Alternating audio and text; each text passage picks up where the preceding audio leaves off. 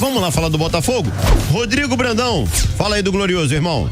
Pois é, Azevedo, e quem diria que o Botafogo, líder do Campeonato Brasileiro, 11 pontos de vantagem para o vice-líder, o time invicto dentro de casa, 100% de aproveitamento, 19 jogos de invencibilidade, fosse, através de uma derrota, entrar em uma crise. Mesmo sendo uma derrota para o arquirrival Flamengo, dentro de casa, isso ainda não deveria ser motivo para tanta polêmica. Até porque o Palmeiras empatou no dia seguinte com o Corinthians e diminuiu apenas em 1 ponto. A diferença para o segundo colocado e agora é de 10 pontos. Mas esse princípio de crise se instaurou somente pela declaração do técnico Bruno Lage na entrevista coletiva após a partida. A gente vai trazer primeiro essa declaração do treinador, que chegou a colocar o cargo à disposição após a derrota no último sábado. Desde o primeiro dia que o CD tem sido questionado em tudo, e essa pressão vem da primeira pergunta que me fizeram,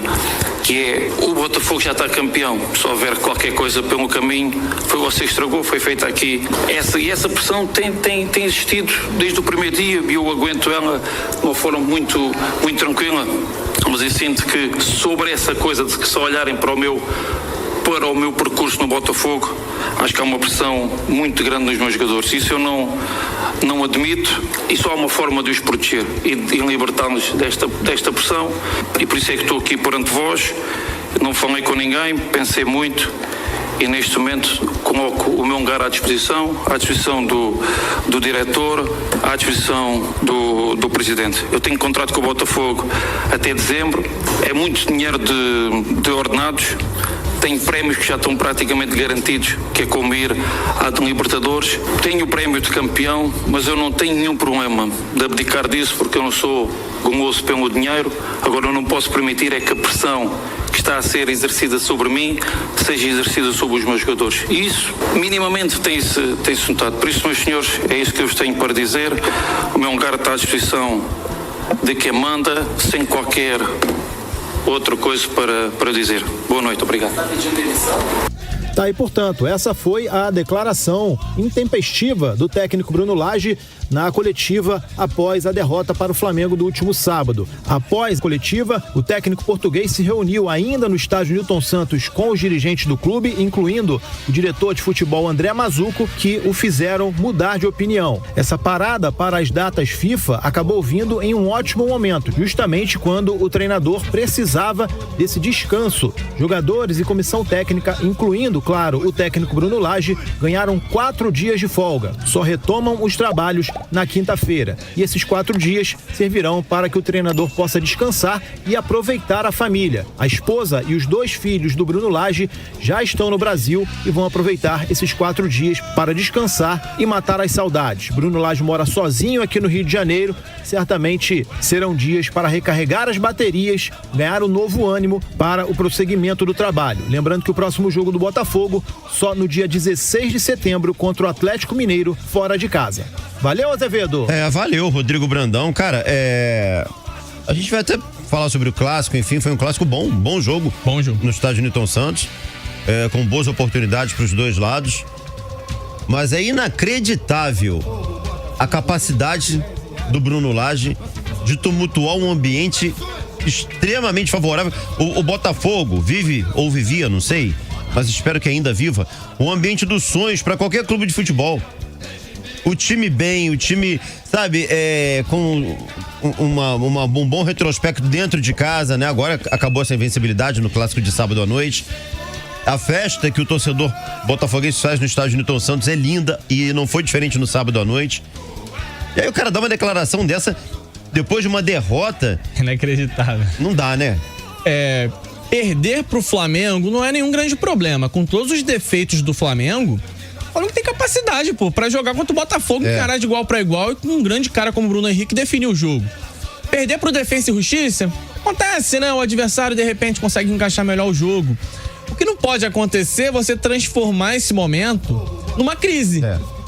Esse momento de instabilidade, ele é apenas um momento de instabilidade.